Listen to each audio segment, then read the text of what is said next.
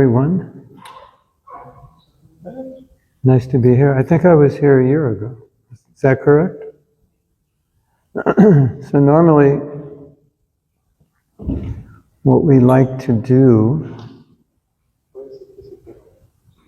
when we begin is to do some chanting. Would you like to do some chanting? Yes? No? Maybe? That's why you're here, right? Yes, okay. So you have the card. That card has what is called the Maha Mantra. And mantra is a Sanskrit word. Have you heard the word mantra before? Some of you raise your hand if you heard mantra. Mantras are,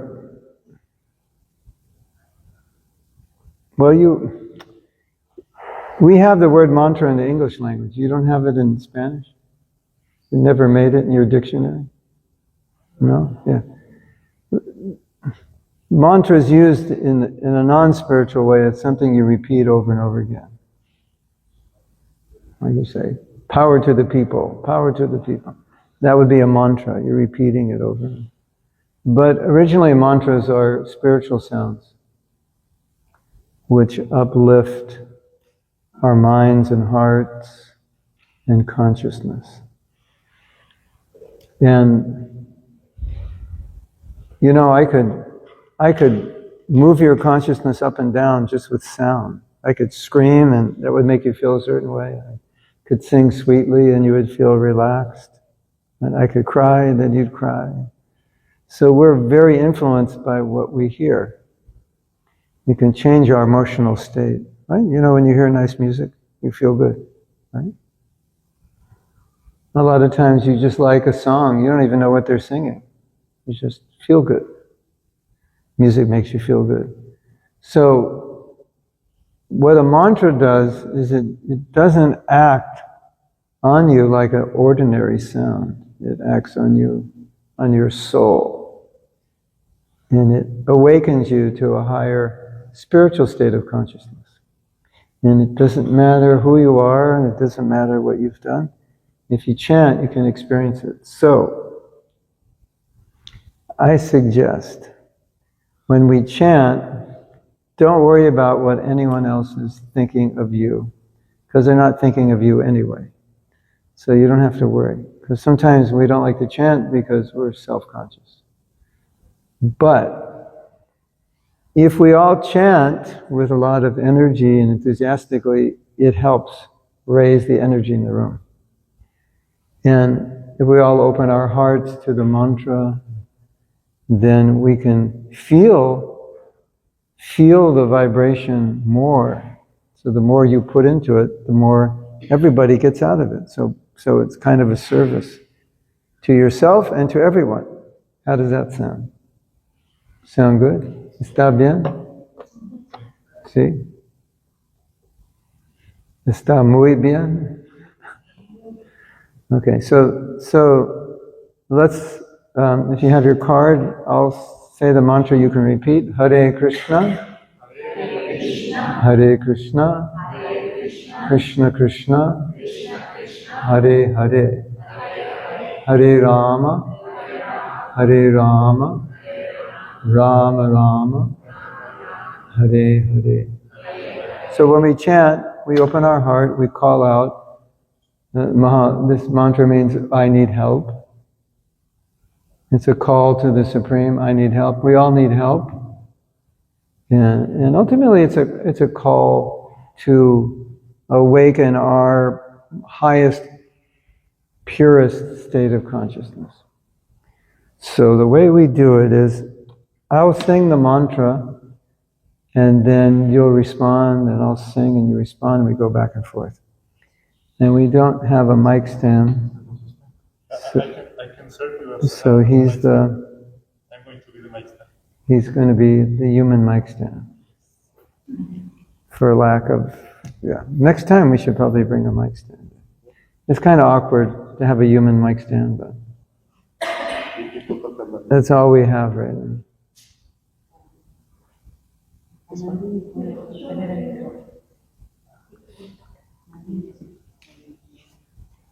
I wanted to serve you. Uh-huh. She's more enthusiastic. You have to sit over here. She doesn't want him to do it.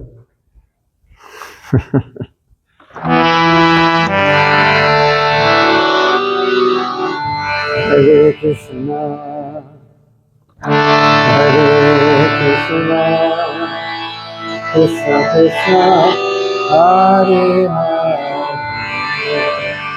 Hare Rama,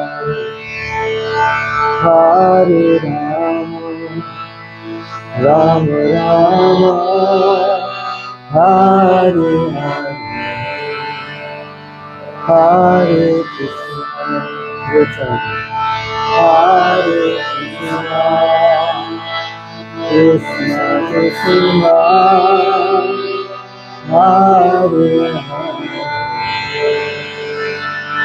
Hare Rama, Hare Rama, Rama Rama, Hare Hare Krishna, Hare Krishna, Krishna Krishna, Hare Hare, Hare Rama, Hare Rama, Rama Rama, Hare Hare.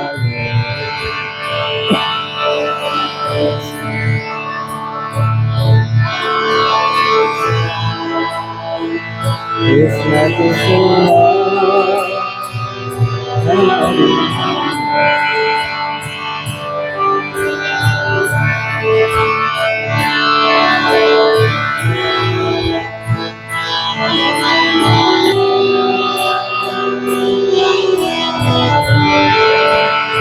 Hare Krishna,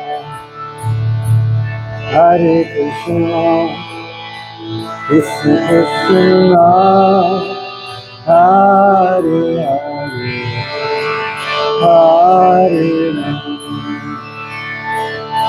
Hare Rama, Hare Rama, Hare Hare,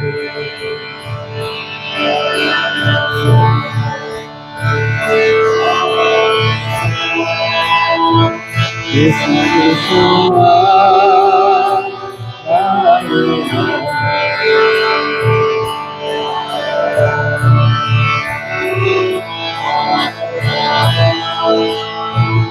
Rama Rama,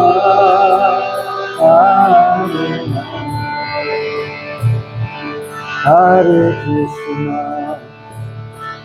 Hare Krishna, Krishna Krishna, Hare Hare, Hare Rama, Rama Rama, Hare Hare, Hare Krishna,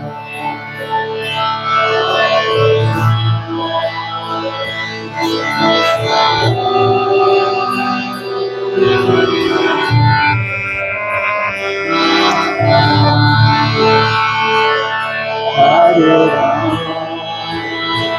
Rama Rama, Hare Hare Krishna, Hare Krishna, Krishna Krishna, Hare Hare, Hare Rama, Rama Rama, Hare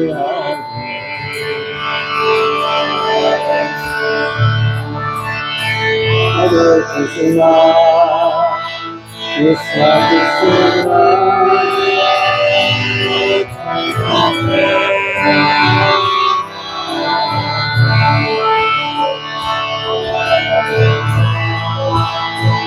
Rama Rama, Hare Hare. Hare Krishna, Hare Krishna, Krishna Krishna, Hare Hare, Hare Rama, Hare Rama, Rama Rama, Hare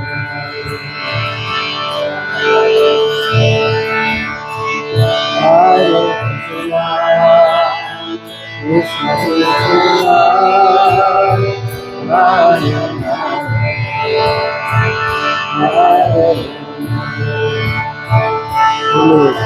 Hare Rama Rama, Hare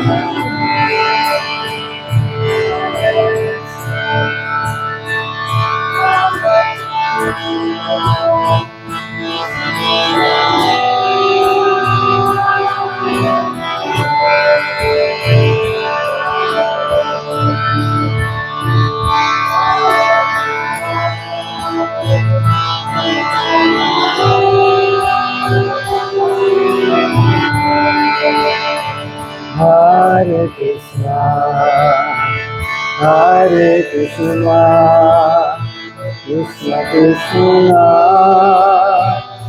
Hare Hare,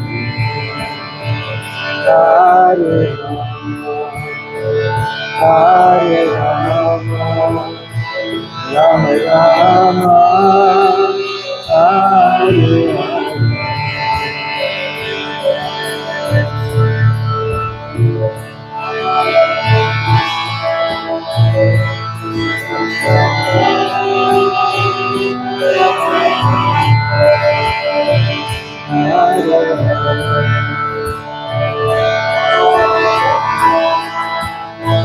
Rama Rama, Hare Hare Hare Krishna, Krishna Krishna, Hare Hare, Hare Hare Rama, Rama Rama, Hare Hare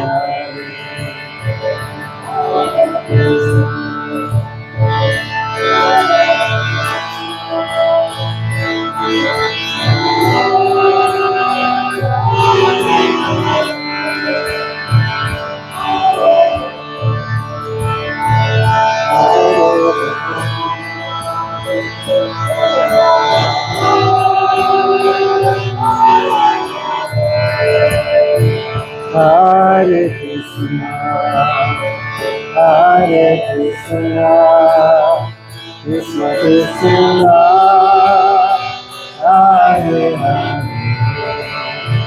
Hare Rama, Hare Rama, Rama Rama, Hare Hare, Hare Krishna, Hare Krishna, Krishna Krishna, Hare Hare, Hare Rama, Hare Rama, Rama Rama, Hare Hare, Hare Krishna, Hare Krishna, Krishna Krishna, Hare Hare,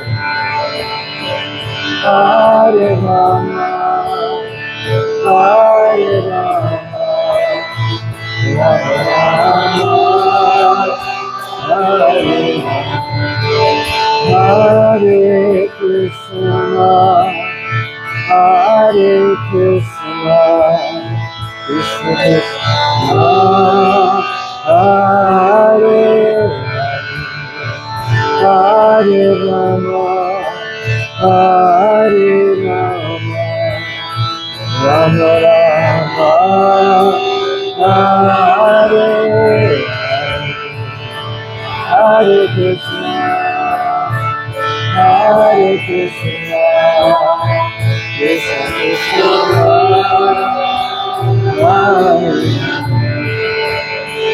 Hare Rama, Hare Rama, Rama Rama,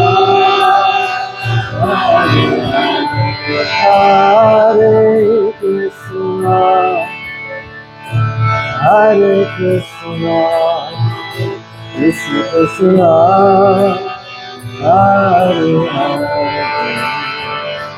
Hare Rama, Hare Rama, Rama Rama, Hare Hare, Hare Krishna, Hare Krishna, Krishna Krishna, Hare Hare Rama, Hare Rama,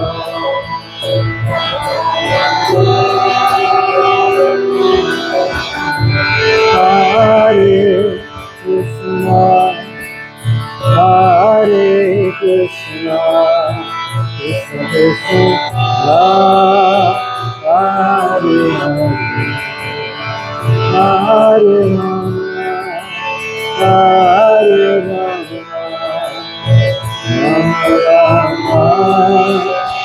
Rama Rama, Hare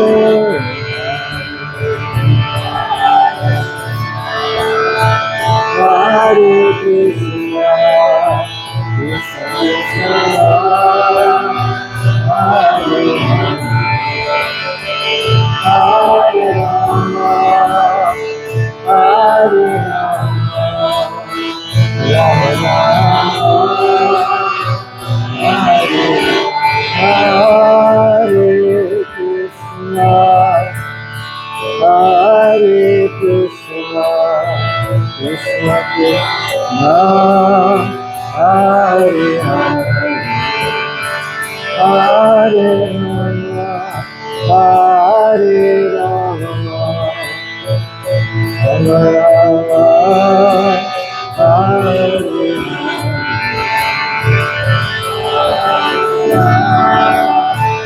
Hare Krishna, Krishna Krishna, Hare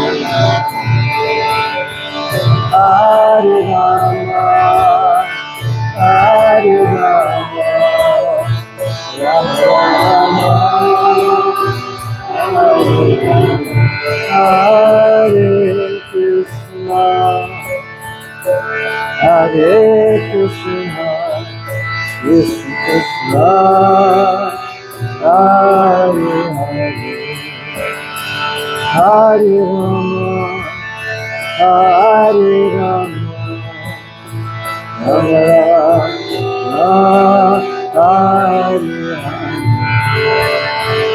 Hare Krishna, Hare Krishna, Krishna Krishna, Hare Hare Rama, Hare Rama, Hare Rama, Hare. So we're going to chant a few more times, and we're going to see if we can put a little more what we call bhakti into it. Bhakti means devotion. Devotion. So we can chant a little more from our heart, maybe a little bit louder. You want to try? We can do it together. Hare Krishna, Hare Krishna, Krishna Krishna, Hare Hare Rama, Hare Rama, Hare una vez más, con más devoción. Hare Krishna,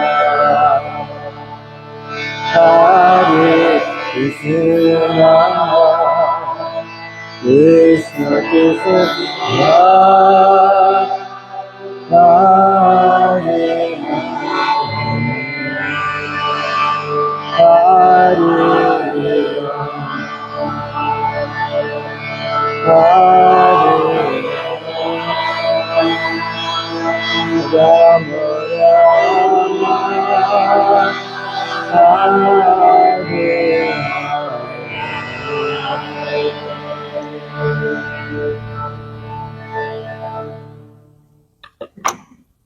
Thank you for chanting so nicely. You can give yourself a big hand. I'm going to sit over here so you can all see me.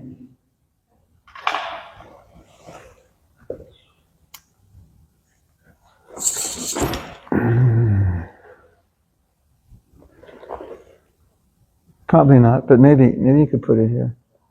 I may want to read something. Can you raise your hand if you've heard of the book Bhagavad Gita before? Okay, Bhagavad Gita is,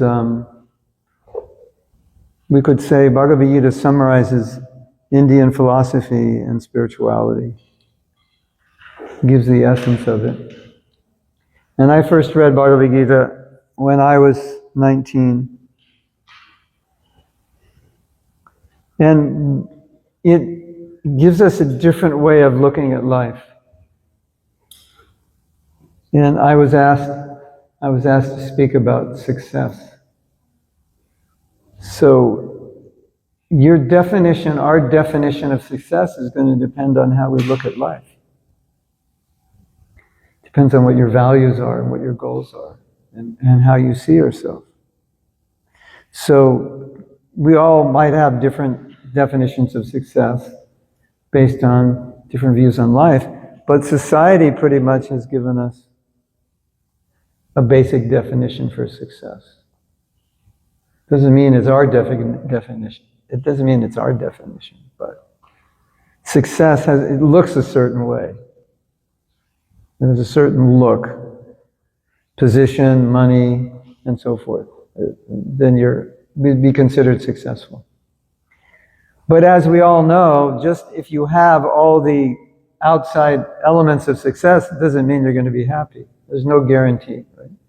And there's no guarantee that it's going to prevent you from suffering, right?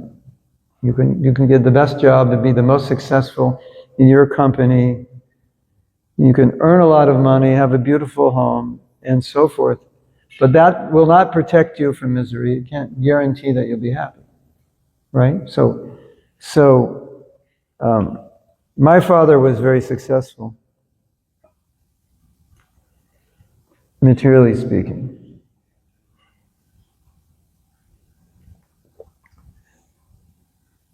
But I didn't want to be like him because I didn't define that as that wasn't my success because I didn't see that he was happy.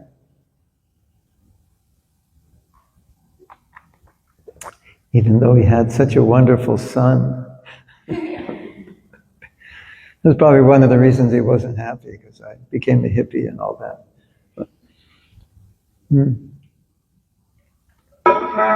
So I grew up, maybe you have similar experience. You grow up, your mother, father is very successful. And you question, is this really success? And this is how it's been defined for us, but is this really success? So I questioned that. Before I read Bhagavad Gita, I questioned it. And from my perspective, because I didn't really think my father was really happy with his life, from my perspective, I used to think, well, he's a successful failure. And I think in our society we have a lot of successful failures. Right? So, you know the book, you've heard the book, The Power of Now? How do you say power? Ponderosa? Poderoso. Poderoso. El poderoso de ahora. Something like that? Yeah. The power of now. So that's a book on Buddhism, of mindfulness, being how to be present. Then I thought, looking at society and all the people who achieve success and are still not satisfied, I thought we should have a book called The Power of Now What? So, you define success and then you achieve it. And then when you achieve it and you feel like you're not fulfilled or there's something more or something's missing, then you need to read my book, The Power of Now What? Like, now what do we do? Right? So, a lot of people end up like that. They achieve success, and it's not what they thought it was, and they think, now what? Like, where do I go? When I've got everything I thought I wanted, and it's not enough, then what do I do? So, let's go back to Bhagavad Gita. When I first learned about the Bhagavad Gita, the one thing that changed everything, the way I saw myself in the world, was one simple lesson, that we are not physical beings, we're spiritual beings. So this is not that difficult to understand.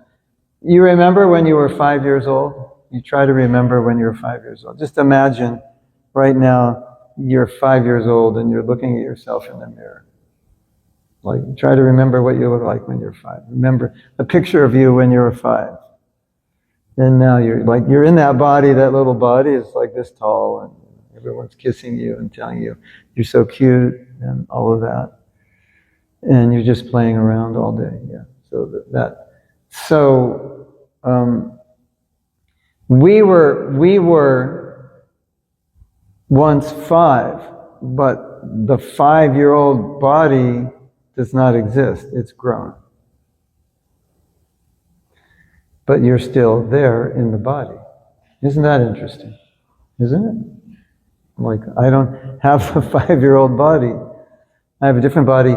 And imagine, it's not a pretty thought, but imagine you're 80 years old. Imagine you're in an 80-year-old body. And just try to imagine. I guess they have apps for doing that, right? You can put your face in there and this is what it'll look like when you're 80. Any of you done that yet? So imagine you're 80 years old now and you're looking at yourself in the mirror and you look a lot different than you do now, obviously. Right? But it's still you looking out from that body. And so you're looking at yourself in the mirror, but what you're looking at is not actually who you are. You're the person looking at your body. Isn't that interesting? I'll give another example, maybe make it easier. We have so many thoughts every day, 20, 30,000 thoughts. And you can just sit quietly and observe your thoughts just as they come and go. So you might say something like, I've been thinking about this. Okay, so who's the I that's thinking about this? Because this that you're thinking about is not you, you're the I. I am feeling angry. Who's the I that's feeling angry? I have a stomach ache. Who's the I that has a stomach ache? Interesting, isn't it? So we have this I that exists throughout our life, throughout all the changes of our body. We have this I that is observing, right? Like you and I were conscious of our body. If you touch your leg like that, you can feel something, right? You feel it. Who's the you that feels it? Interesting, isn't it? So, in Bhagavad Gita, that I, who's conscious of all those thoughts and conscious of the body, and who was conscious when we were little kids and who will be conscious when we're older, that's called the soul. Soul is conscious. Different from the body. Now, here's where it gets interesting. The soul, the body is conscious because there's a soul. When someone dies, there's no consciousness. And without even thinking, when somebody dies, we just say, they passed away. Like, well, who is they that passed away? Because their body is there, but there's no consciousness. So we just intuitively say, they passed away, they passed on, they're no longer here, they're gone. You're a goner. Okay, he's gone, but his body's there. Who went? Who's gone? Who passed away? So the consciousness, there's no consciousness, just the body, no consciousness. So the soul is conscious, it passed away. If there's no soul, there's no consciousness. So, where it gets interesting is that Bhagavad Gita explains, because the soul is not material. It's a spiritual spark which gives life to matter, to the physical body, in all forms of life. That soul was never created. It's eternal. It always existed. And it will always exist. You can't kill it. That's interesting, isn't it? I mean, to think that you always, in the Bhagavad Gita it says, never was there a time when you did not exist. That's interesting. And never will there be a time when you do not exist, because you are eternal. I mean, the idea of eternal is like, we can't make sense of that, because we're always looking for a beginning and an end, right? Just meditate on eternal without your mind exploding. It's difficult, isn't it? Just no beginning. It's always, where did I come from? You were always there. You always existed. What happens after death? You don't die. You always exist. So sometimes when people ask me, well, what's the Bhagavad Gita about? I say, well, it's kind of like afterlife insurance. Like, you're all here at university, you're planning your future, what do you want to be, what do you want to do when you graduate, and so on. What about your future after you die? But most people don't think about that, because they don't even know if they'll live. The Bhagavad Gita is teaching, well, there's afterlife. You know what's interesting? I think most of us believe in astrology. Do you know what astrology is, what it does? Astrology looks at your birth chart, and according to the position of the stars at birth, it can predict certain things about your life, because stars influence our lives, influence everything. Some stars are benevolent, they're good. If you have those stars, good things happen. Some stars are malevolent, they're not good. If you have those stars in certain places, certain things may be bad. You may have good stars for money and bad stars for relationships, good stars for intellect and bad stars for sports, good stars for family and bad stars for job. You know, it's like that. But what's interesting is this is a prediction that happens at birth. So what is it based on? I mean, because all of us have different astrology. All of us have different astrological positions at birth. What's it based on? Well, you've all heard about karma, right? You know, karma. What astrology is, it's telling you this is your karma from your past life. This is what you did in your past life. And now, when you're taking birth in this life, this is the result of the things you did. That's what astrology is. Isn't that interesting? Like, I existed in the past. So that's why I was saying Bhagavad Gita changed everything, because the first thing I learned was, this is not my first life. I didn't just come into this world so many years ago, and it's not going to be my last life. That changes everything, doesn't it? If I am only living for this life, what will I do? A lot different. I will live differently than if I know I've lived before, I have karma, and I will live after. I will live differently, because I will know that there's consequences that happen after this life. Right? So if we're going to talk about success, the way we define success is going to be different for someone who just thinks, I came into existence when I was born, and when I die, everything's finished. Then, if that's your concept of life, then you just have one life to do everything, and you just try to do whatever you can to make yourself happy. Because as people often say, do this because you only live once, but that's not true. And yeah. So, if I were to define success for myself based on a spiritual conception, it would be much different, obviously, than the material conception, wouldn't it? Think of this. This is very interesting. According to teachings of India, the nature of the soul is that it is blissful. It's like if you became self-realized and you realized you were a soul, you'd be happy. And you wouldn't need anything to be happy because that's your nature.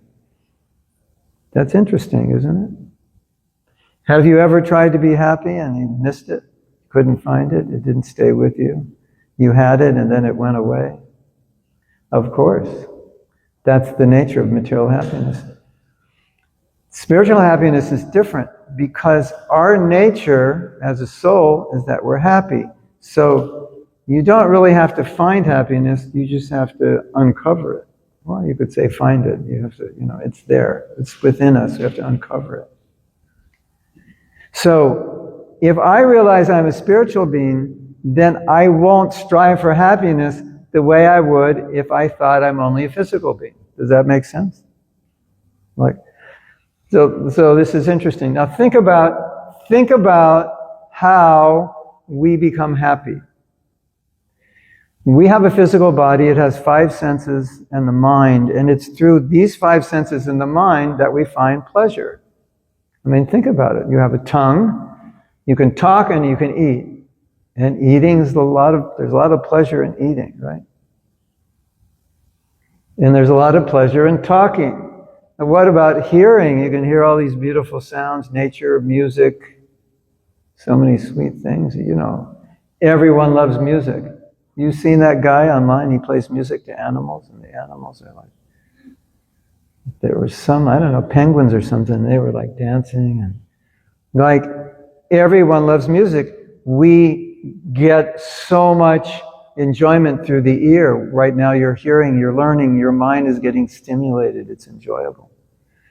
And seeing beautiful things.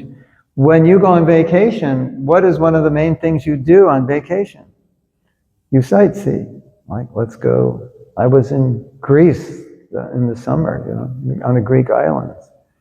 So, we walked up the mountains and around the sea, and there's chapels like every 10 yards.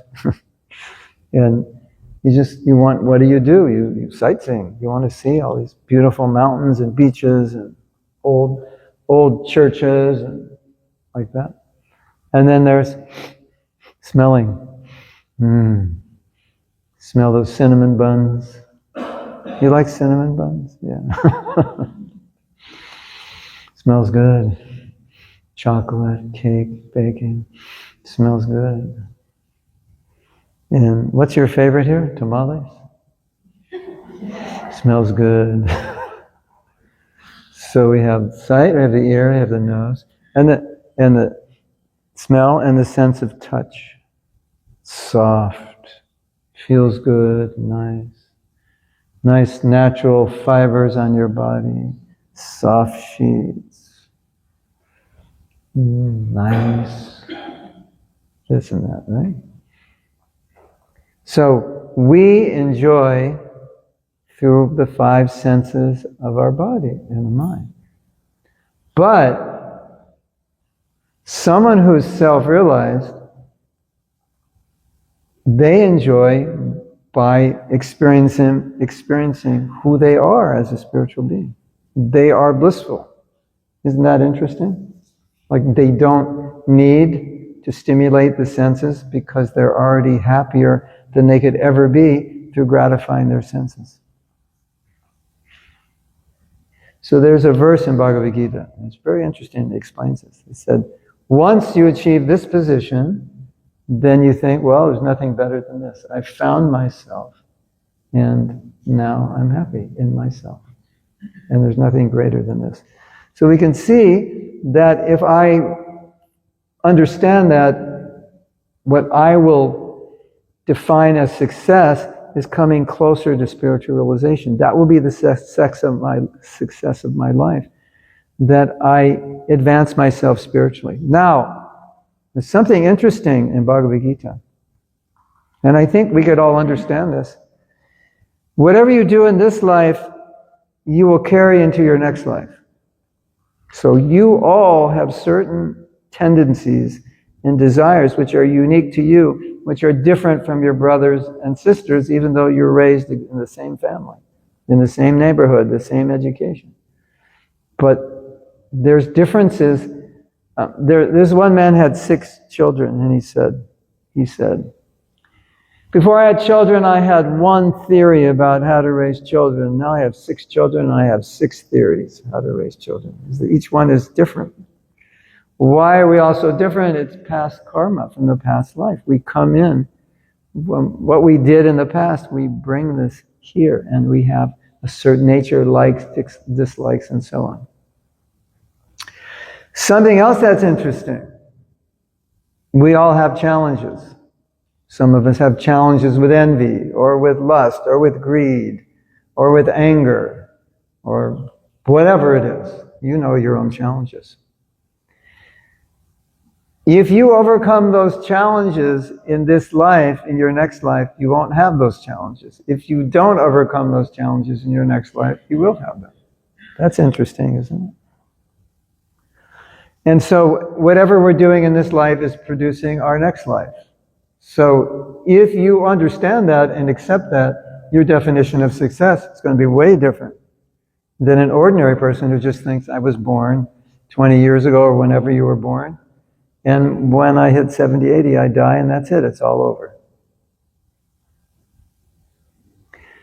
So my spiritual master, he went to MIT. You know MIT? Massachusetts Institute of Technology. He went there in the 60s. That's like, it's a pretty way up there university, just like yours.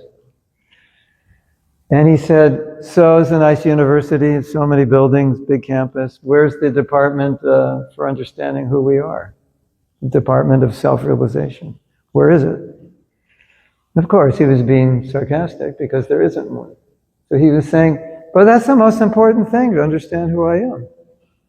Isn't it? The first law, the first commandment, know thyself. So, from a spiritual perspective, you would define success as understanding who I am, realizing who I am. And from a material perspective, you would define success as accumulation of things which I can get to gratify my senses. So if I have more money, I can gratify my senses more, right? I can get more stuff. And then try to be happy. But I have bad news for you. Maybe you already know this. The people who have the most stuff are not the happiest. Did you know that? If you didn't know that, you'll have to find out yourself. The people who are the happiest are the ones who are developing themselves, growing, raising their consciousness. Like, for example, let's say you had everything you wanted, but you were a very angry person, a very nasty person, a very unkind person, but you had everything you wanted. Would you be happy? I don't think so. I don't think any of us would trade our peace of mind, our kindness, our compassion, trade it in to get something material and then have to live without it. So there's a story. I'll tell you a story. You're going to like this story. It's really nice. You want to hear it? Yes? No? Maybe? Yeah. Only 3 people want to hear the story. Yes. Yeah, you're going to like it. It's beautiful. So there's a very poor lady, and she had a little plot of land, and she would grow some vegetables. It was barely enough to feed herself and her family and sell a little bit, just to barely make ends meet. And she lived in a little shack. And so she'd go out from her little shack into her field. She had a little bag she'd bring with her lunch. She had a loaf of bread in her bag. She goes out in the field, and one day she's picking weeds, and she finds a precious stone worth a lot of money, worth more than what you pay to go to school here. And this lady was thinking, oh God, thank you. This will solve every problem I have. She had some physical ailments and she couldn't afford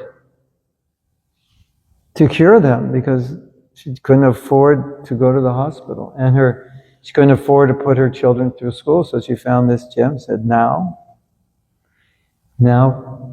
when I sell this, I'll have enough money, I can build a house, send my kids to school, I can heal myself. And towards the end of the day, when she's preparing to go back home, a poor man comes walking by, a beggar, and he sees that she has this loaf of bread in her bag. It's a big loaf of bread. She didn't eat the whole thing. Still sticking out of the bag. And he says, Mother, could I have that bread? And she said, of course you can. And she just gave him the bread, just like that. And then, when she took out the bread, he saw that stone. And he said, Mother, can I have that stone? And she said, of course you can. And she pulled it out of the bag and gave it to him. And the next day, he came back. And he gave her back the stone and he said, I am giving you back this stone because you have something more valuable than this stone, and I want to get it from you. And she was completely baffled, bewildered. What are you talking about? I'm very, very poor. I don't have anything nearly as valuable as this. And he said, yes, you do. Yes, you do. Gives her back the stone and says, I want from you, this is what I want to beg from you. I want to beg from you what it is inside of you that enabled you to so easily give me that stone. That's what I want. So when we think about success, there's a lot of successful people in the world, so-called, who don't have that quality of compassion and generosity and kindness and so forth. And a lot of so-called unsuccessful people that do. So who's really successful? Who's really happy? So our success will be defined, I think, by the development of our consciousness, the development of our spirituality. And that will make the world better. Don't you think? The last thought I will leave with you. We all want to make the world better, yes? How do you make the world better if you don't become better? It's not possible. The world doesn't get better until the people in the world get better. Of course. But most people don't think that way. As you develop your consciousness, as you elevate your consciousness, what happens is everyone around you goes up. Did you know that? We all emanate electromagnetic energy. We emanate vibrations, and that's why when you're around different people, you feel different. You could be completely depressed, upset, and if you get around people who are high vibrational, you immediately feel good. Have you ever experienced that? Or vice versa? Yeah. You know, because you are now vibrating on their level of consciousness. So when we go up, people around us go up. And that is such a great contribution to the world. As you work on yourself, everything gets better. So that's what I wanted to say tonight. And if you have any questions or comments or clarifications or whatever, or want to add something to this, then we'd love to hear from you. You just have to raise your hand. Yeah. Can you?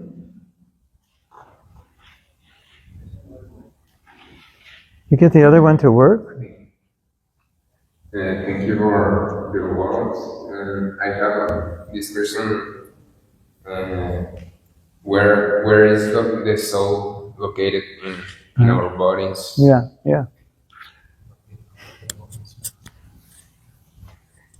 We have another mic, but we haven't figured out how to get it to work, right? No. Yeah, the soul is within the heart. And so it's situated within the heart, the physical heart, but it can also exist outside the body. You know, like, have you ever read about out-of-body experiences? Where a person sees their body, like during an operation, and they see their body and they describe what happened. Have you read anything about that? There are descriptions like that. Yeah. So the soul can exist outside the body also for some time and then come back in the body. It does happen with near-death experiences where the soul leaves the body, comes back in the body. And some people say that at night when you dream, the soul is leaving the body. God is keeping the body alive, and then you go some strange place and you come back. But the main principle is that the soul is responsible for consciousness in every form of life. Every form of life is conscious, some not so conscious, like a tree, and some more conscious, like a human. And also, could you imagine right now if I knew your last 1,000 lives, and I had pictures, I had 1,000 pictures I could show you. I'd just give you a pile of 1,000 cards and say, go through these cards, these are your last 1,000 lifetimes. Would that be weird to look at that? You know, you find, oh my God, I was like the President of the United States, 200 years ago, I was Thomas Jefferson, and you're going, and in this life I was a bricklayer, and in this life I was a dog, and this life a cat, and this life an elephant. It'd be insane, wouldn't it, to see that? But we're meant to think that way, because that helps us understand the physical is not who we are. Like we identify as men. Maybe in our last life we were women. It's interesting to think like that, isn't it? Even theoretically, to consider, at least consider it. Because all great spiritual teachings, they teach it. Every tradition teaches this, doesn't it? You're a soul within a body. Christianity teaches that your soul was created, and then it goes eternally. But it's not actually like that. It's not. Scientifically speaking, it's always existing. Yeah. The soul's in the heart and God's in the heart. They're both there. And we can realize both of them, or we could never realize them. I mean, we could be around 1,000,000 years and not realize anything. Depends on us. And that's why, in traditional cultures, ancient cultures, one of the first things you would learn as a young child is that you are a spiritual being. That's what you would learn when you're very young, because that would be considered the foundation of all your future education. To start from there. That's you're here on this planet with a purpose to realize who you are, not just to live, to exist and have some fun and get a good job and die. Because we already did that 1,000,000 times already. Is that okay? Yeah. You're welcome. The other microphone is working. Okay. Who else had a question? Someone else had their hand up. Yes.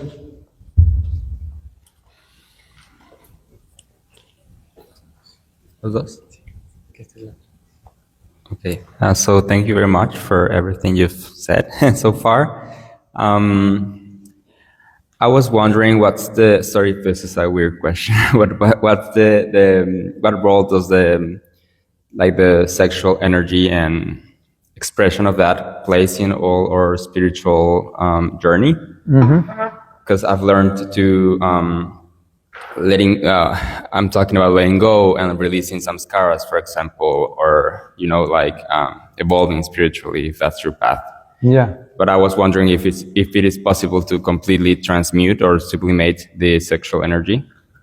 Well, in traditional yoga practices, the foundation of all of that yoga was sense control. You get your power from controlling your senses, and you lose your power from just letting your senses control you, because then you're not really in control of your life. It's like a car that's, out of control. So that's the basic principle. But even for yoga, but even materially speaking, if you just read self-development literature, what do they say? Get up early, be focused, be determined, set your mind on your goals. And one of the things they found is that men generally start becoming super successful when they're 50, because their sexual urges are more subdued at that point. So sexual urges, it's an energy. And if it's just like any sense, if you control it, then the power remains within you. And so in spiritual traditions, victory is considered not that you conquer another person, but you conquer yourself. You control yourself. So sexual energy also, it has power. It has a lot of power if it's controlled. So yogis traditionally controlled it as best they could. And it's not that they didn't get married and have children, but some of them didn't. They preferred to live a life of celibacy and simplicity. But even if they were married, it would be very controlled. And I became a monk when I was 19. So I went from hippie to monk, quite a change, right? Because hippie means, sexual freedom. And monk means, at that point, I was single, so it meant complete celibacy. And that's very powerful. That's like any sense, any object that attracts your senses controls you. If you can't control it, you're controlled by it. And so when I became a monk, I didn't want to be controlled by that sexual attraction. It was disturbing me because I was seeing women as objects of my pleasure. And I hated that. I hated seeing them that way. I thought, this is horrible. This is like if every man sees every woman just an object of his gratification. Like who would even want to have a daughter thinking every man's going to see her like that? It's horrible. So it was difficult, but I did it. And it's like one of our members said, well, you can practice celibacy, just try it for a day. It'll be the best day of your life. So, and when people ask me about it, because nowadays it's kind of a weird idea to be celibate. When people ask me, I just say, just try it for a week, see. You'll feel relief, you'll feel freedom. From anything you're addicted to, if you break that attraction, then it no longer controls you and you feel freedom.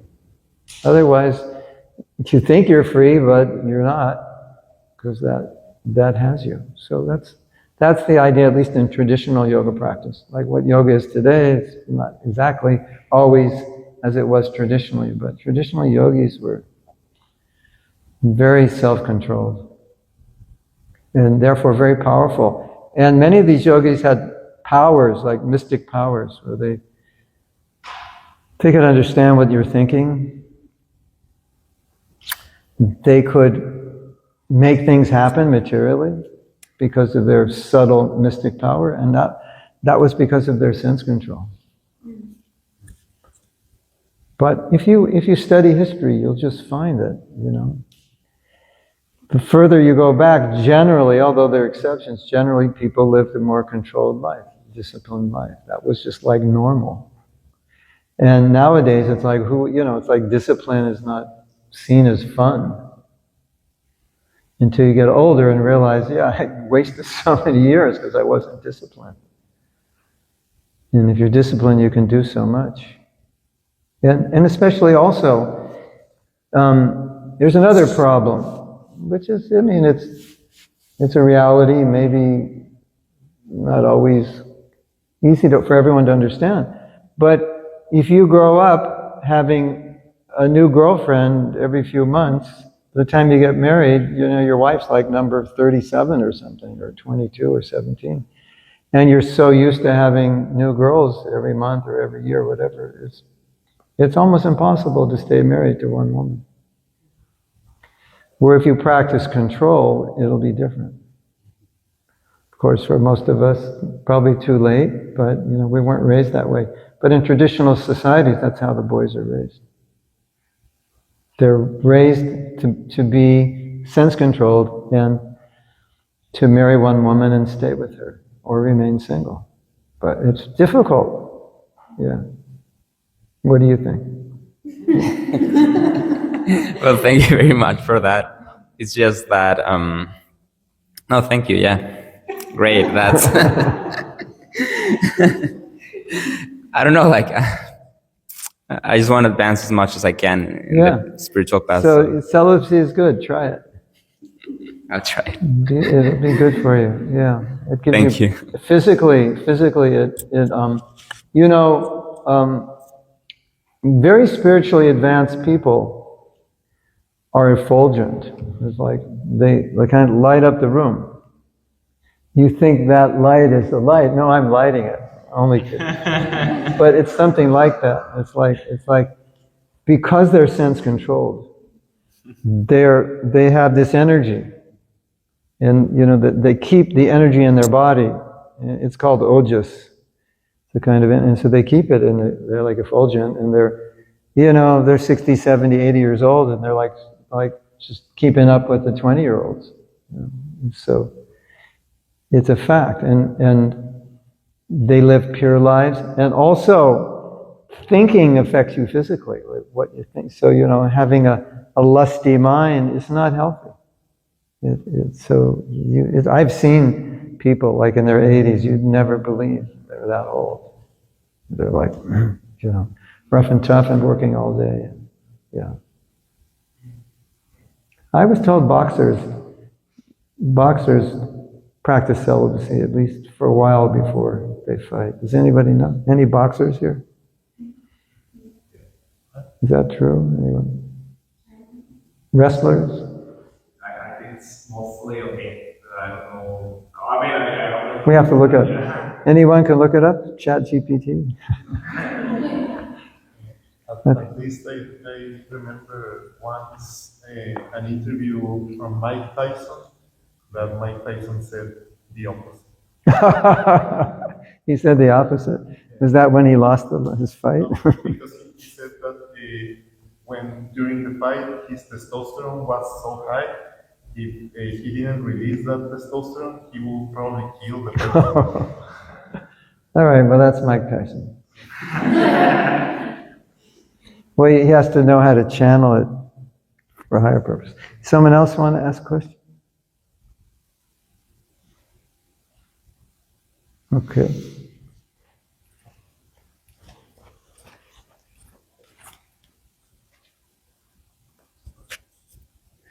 So I wanted to ask about like personal matters in the emotional kind of thing. So how do I manage to not take things personally? How do you manage to not take things personally?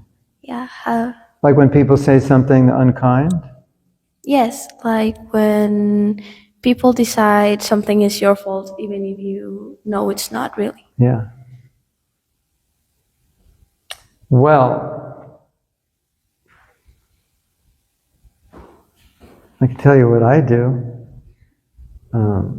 I can tell you what I used to do, which was fight back, which I don't do anymore. Because I realize that usually when people find fault with another person, it's just they're upset about something.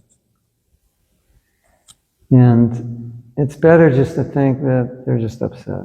And I should be a little compassionate upon them, try to maybe think why they're upset or what's going on in their life. Oftentimes people find fault, it comes out of frustration. They're frustrated with themselves. And sometimes if they see some imperfection in you, it reminds them of an imperfection in themselves. And that upsets them. And so they don't like you because you remind them of their own fault. So, and there's a saying, people who are hurting will hurt others. Hurt people. So if you can see the hurt in them and feel a little compassion, then it's easier. You don't take it so personally. And often also we take things personally because we maybe need other people to pick us up. Yeah, but if you pick yourself up, if you have self-love, then you don't need other people's applause. You can applaud for yourself. So that's also a big reason why we need. Sometimes we don't love ourselves, or we don't have self-confidence, and we want other people to tell us how great we are because we don't tell ourselves that. And so if I need someone to tell me how great I am, and then don't, and they tell me how bad I am, then it really hurts. Whereas if I have more self-love, self-acceptance, self-compassion, I won't need that from them. So that's another reason that you might need it. Something to think about. Is that okay? Yeah, I also wanted to know what to do if they try to do something really nasty to me. Should I get away from them? Should I just forgive them? That's a good idea. Yeah, that's a good idea. You don't need to be around people who are trying to put you down. You can also ask them, why are you saying that? You're trying to hurt me or make me feel bad. And then they won't know what to say. But I would rather stay away from such people. You know the saying, with friends like that, who needs enemies? Yeah, so. You need some boundaries. Don't let people mistreat you. Have self-respect. Okay, anything else? That's it. Thanks a lot. Okay, you're welcome. ¿Alguien más quiere hacer alguna pregunta?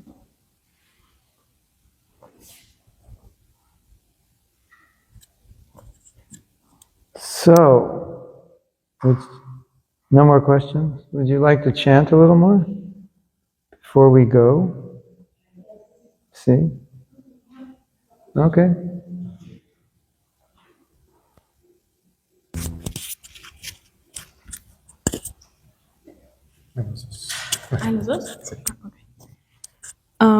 Thank you very much for your words. I just have a question about what do you think is the most difficult thing when we try to be conscious, related with being kind of in a state of consciousness all the time? Yeah. What is the most or one of the hardest things to keep?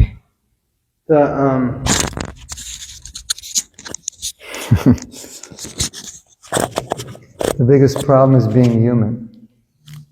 Because if we're trying to evolve spiritually, it's like we're going against all our conditioning, all our habits, or what he was saying. It's called samskara. It's impressions from this life and other lives, sometimes you find yourself thinking or acting in ways that are so different from the way you want to be, or the way you see yourself, the way you'd like to be. That's coming from conditioning. And so we have to be tolerant. We have to tolerate ourselves. We have to be patient with ourselves. We have to be kind on ourselves, because when you decide to elevate your consciousness, you become much more aware of everything that's wrong with you. If you don't decide, you don't necessarily notice it as much, if at all. You ever try to do something perfectly, and then you notice how bad you're doing it?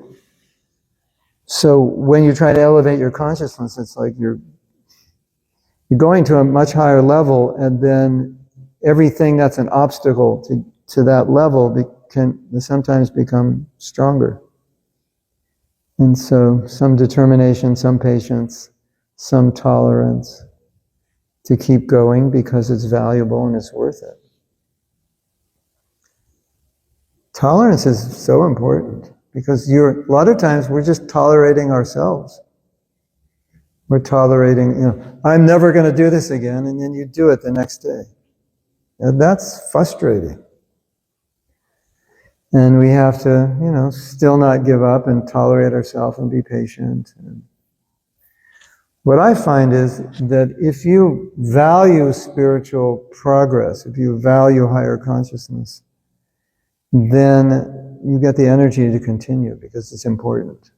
Society is saying, go this way, and you're saying, go this way. And unless you really value going that way, the flow of social pressure and media and just the whole culture and your upbringing, everything will push you in a different direction. You know how many advertisements we've seen in our life by the time we're 20? Does anyone have an idea?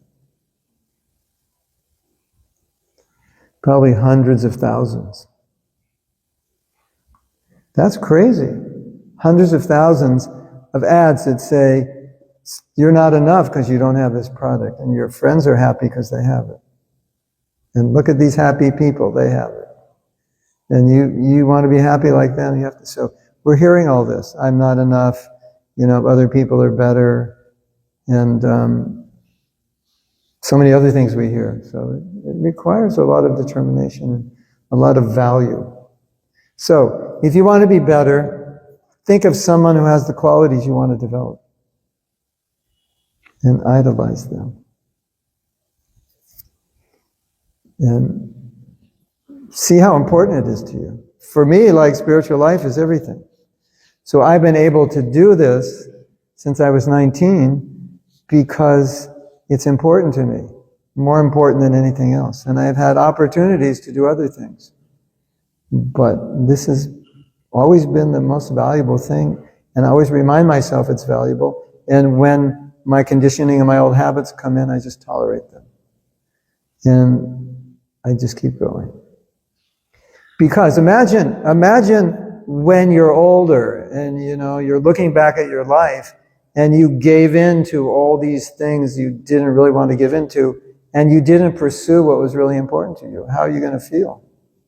You're going to be you might be living in a mansion, but you're going to feel miserable. That you gave up on yourself, you gave up on your values. So, that's how I do it. And it's good. I'm happy I did it. And you'll never regret it. You will never regret giving up on your values, and you always will regret giving up on your values. That's for sure. That's important to remember. You'll always regret it when you give up on your values, and you'll never regret it when you live your values and you tolerate all the pushings and pullings of this world to go forward in your life. Yes. You're welcome. Anyone else? Okay, thank you for listening. I hope you got something from it. And we'll do a little more chanting now. And we'll raise our consciousness a little more. What do you think? Yeah, we should do it? Okay. All right, let's do it. Maybe I'll do it here.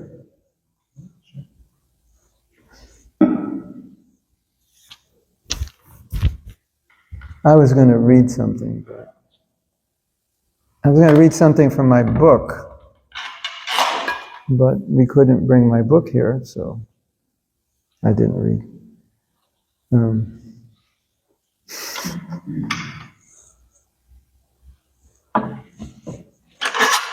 Maybe you should sing.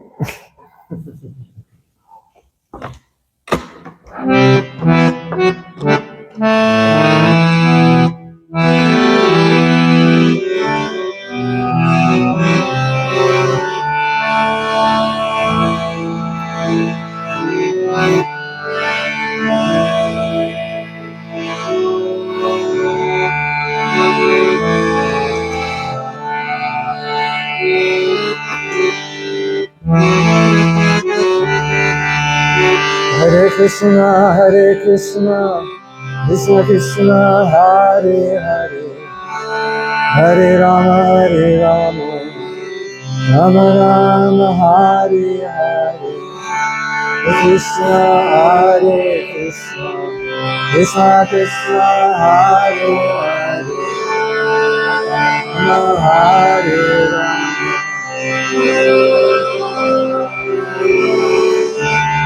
Rama, Hare Krishna, Krishna Krishna, Hare Hare, Hare Rama, Rama Rama, Hare Hare.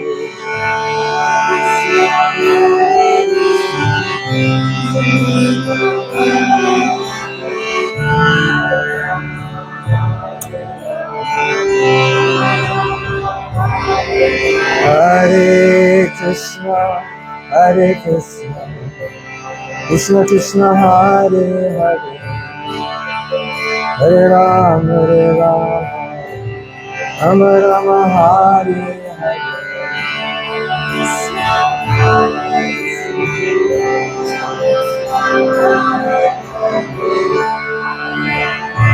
Hare Rama,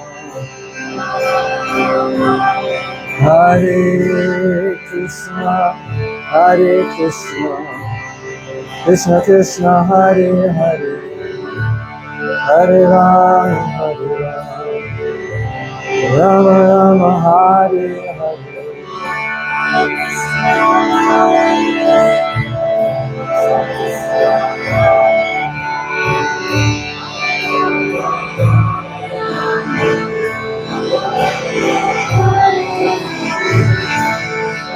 Krishna Hare Krishna, Krishna Krishna, Hare Hare, Hare Rama, Rama Rama, Hare Hare.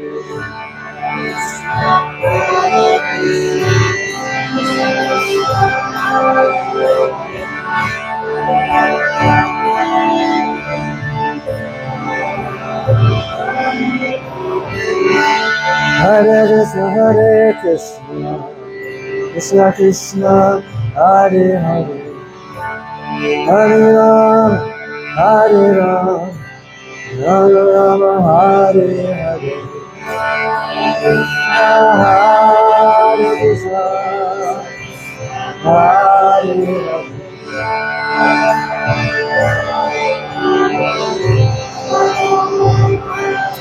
Hare Krishna, Hare Hare Krishna, Krishna Krishna, Hare Hare, Hare Rama, Rama Rama, Hare Hare.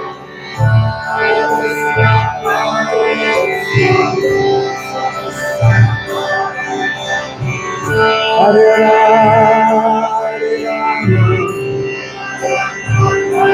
Hare Krishna, Krishna Krishna, Hare Hare, Hare Rama, Rama Rama, Hare Hare.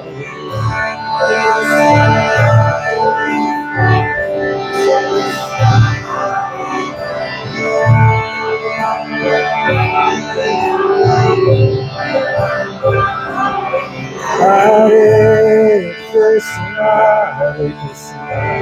Krishna Krishna, Hare Hare, Hare Rama, Rama Rama, Hare Hare.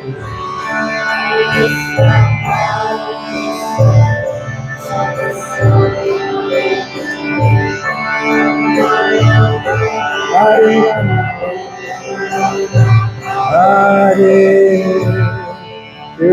Hare Krishna, Krishna Krishna, Hare Hare, Hare Rama, Rama Rama, Hare Hare. Hare Krishna, Krishna Krishna,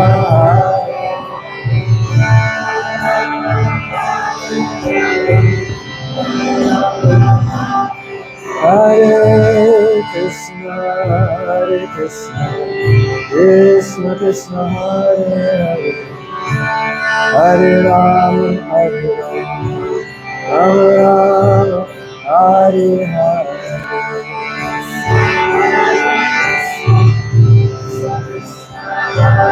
Govinda, Jaya Jaya, Gopala, Hare Krishna, Hare Krishna, Krishna Krishna, Hare Hare, Hare Rama, Rama Rama, Hare Hare.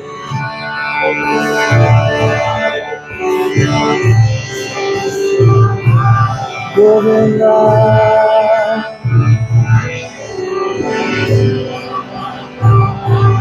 Hare Krishna,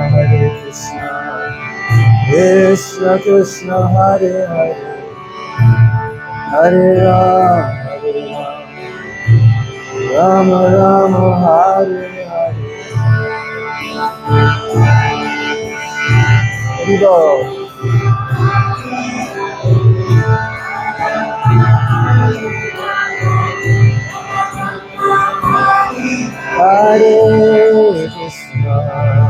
Hare Krishna, Krishna Krishna, Hare Hare, Hare Rama,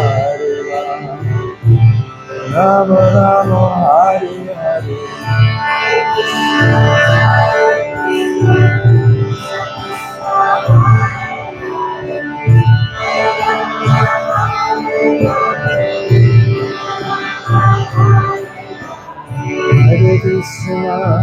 Hare Krishna, Krishna Krishna, Hare Hare, Hare Rama, Rama Rama, Hare Hare.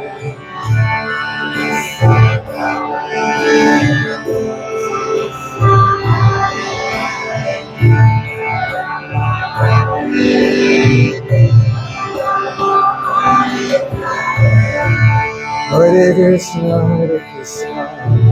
Krishna Krishna, Hare Hare, Hare Rama, Rama Rama, Hare Hare.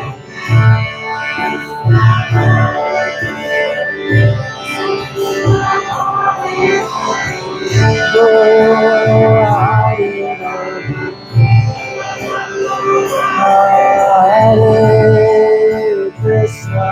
Krishna, Krishna Krishna, Hare Hare, Hare Rama, Rama Rama, Hare Hare.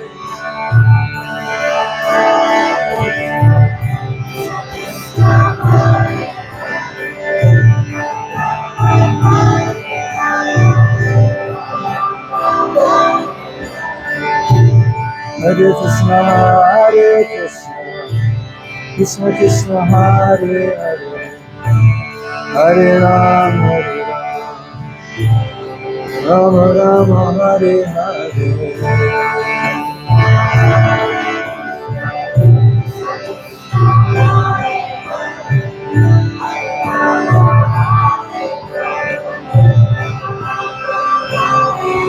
Hare Krishna,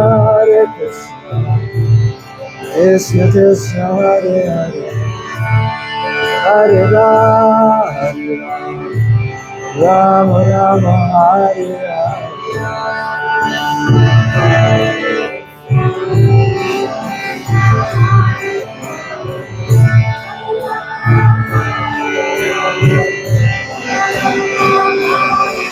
Hare Krishna,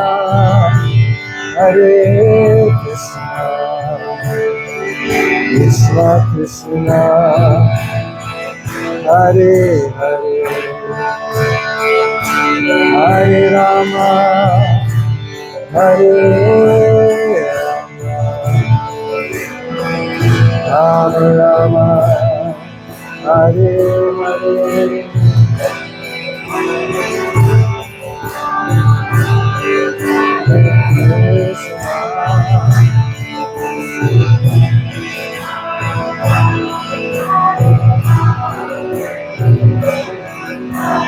Krishna.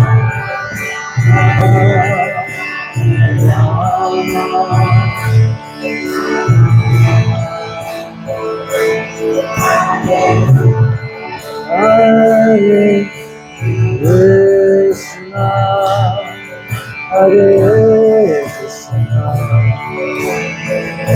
Krishna Krishna, Hare Hare, Hare Rama, Hare Rama, Rama Rama, Hare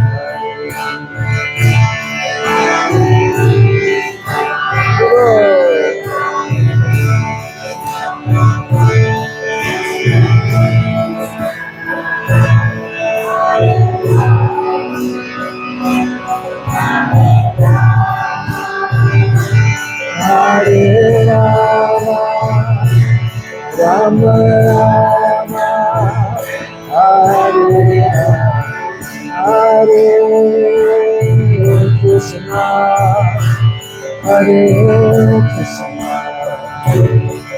Krishna Krishna, Hare Hare, Hare Rama, Hare Rama, Rama Rama, Hare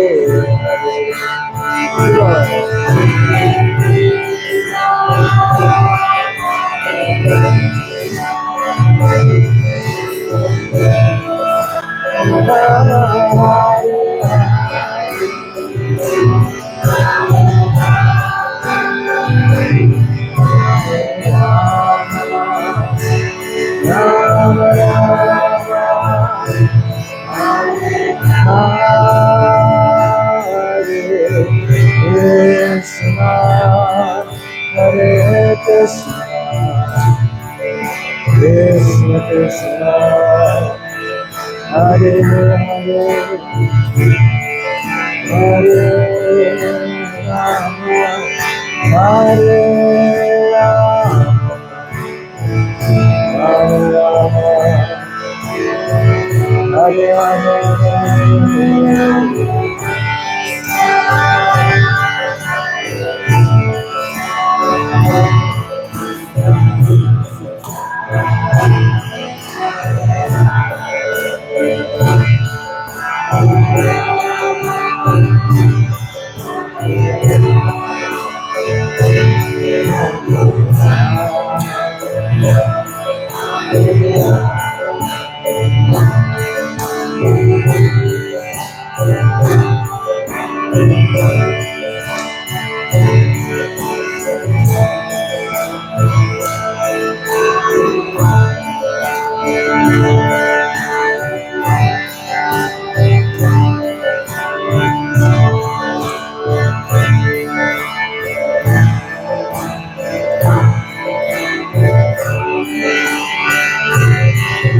Hare Krishna, Hare Krishna, Krishna Krishna, Hare Hare, Hare Rama, Hare Rama, Rama Rama, Hare Hare.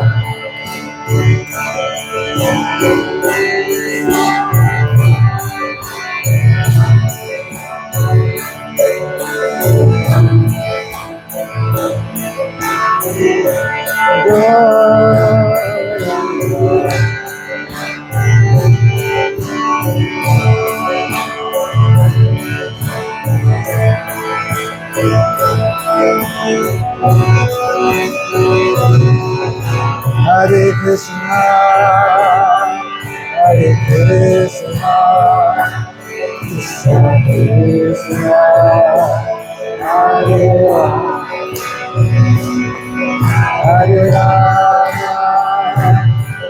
Hare Rama, Rama Rama, Hare Hare, Hare Krishna, Hare Krishna, Krishna Krishna, Hare Hare, Hare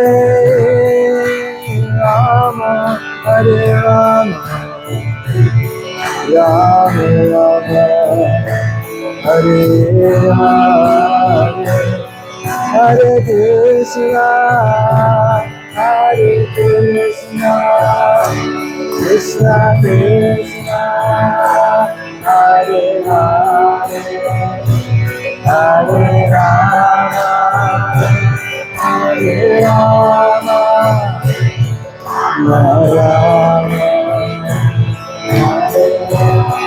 Hare Krishna, Hare Krishna, Krishna Krishna, Hare Hare, Hare Rama, Hare Rama, Rama Rama, Hare Hare,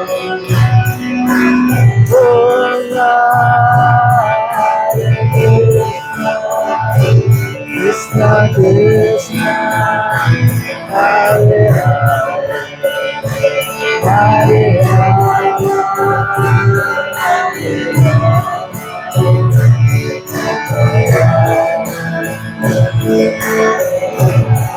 Hare Krishna, Hare Krishna, Krishna Krishna, Hare Hare, Hare Rama, Hare Rama,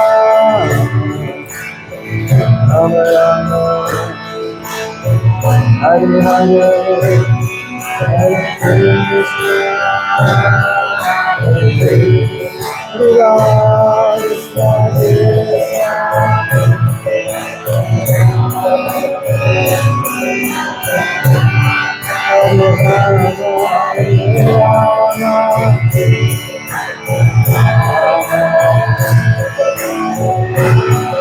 Hare Krishna, Hare Krishna, Krishna Krishna, Hare Hare, Hare Rama, Hare Rama, Rama Rama, Hare Hare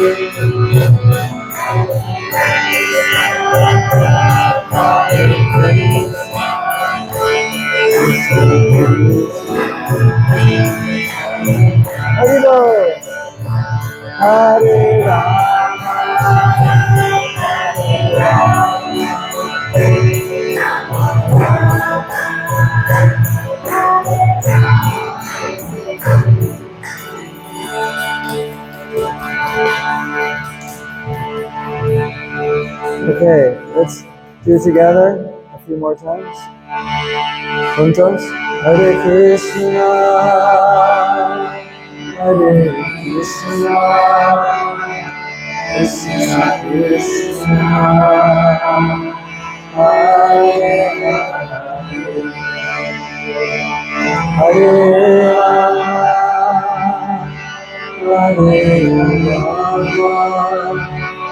Rama,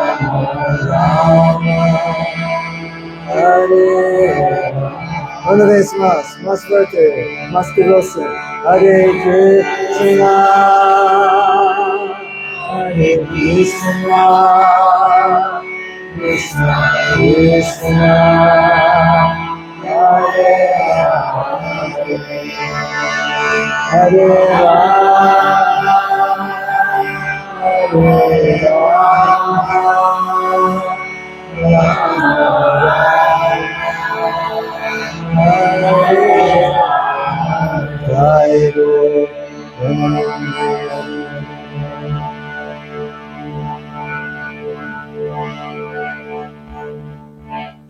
Thank you very much.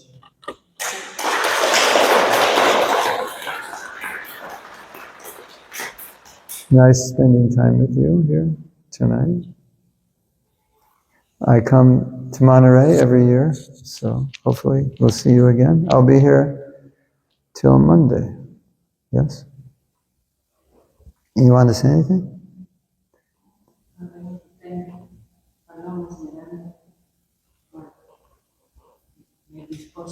Thank you, Paloma.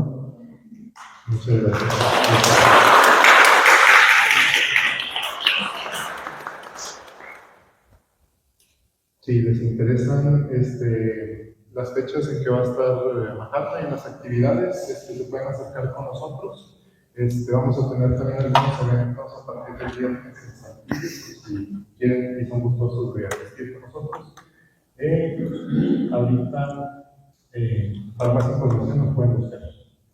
Muchas gracias a todos por participar, por sus cantos tan hermosos. Bonita tarde. Gracias.